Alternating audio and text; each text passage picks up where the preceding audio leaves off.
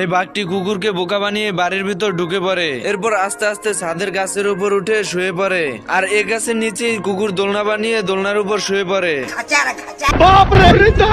এরপর বাঘ নিচে তাকিয়ে দেখে কুকুর দোলনা বানিয়ে শুয়ে রয়েছে। এসব দেখে বাঘ গাছ থেকে নেমে এসে পড়ে। তরে আমি গান শুনামু সুরে। জয় Bangla. Bye bye, tata, good bye. বাঘ কুকুরকে উপর থেকে ফেলে দিয়ে দোলনায় এসে শুয়ে পড়ে। এর ভিতরেই হঠাৎ কলিং বেল বেজে ওঠে। মাং মাং কোটাই কোনটাই রে। বাঘ দরজা খুলে দাঁড়িয়ে থাকে, আর কুকুর বাঘের পায়ের নিচ দিয়ে ঢুকে পড়ে। এদিকে কুকুর তো শান্তি মতন ঘুমাচ্ছে, আর বাঘ এসে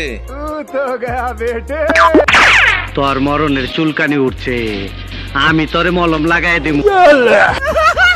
বন্ধুরা, ভিডিওটি ভালো লাগলে লাইক শেয়ার করে দেবে, আর পার্ট 3 দেখতে চাইলে অবশ্যই কমেন্ট বক্সে জানাবে। আমি বলুম না, আমার শোরুম করে।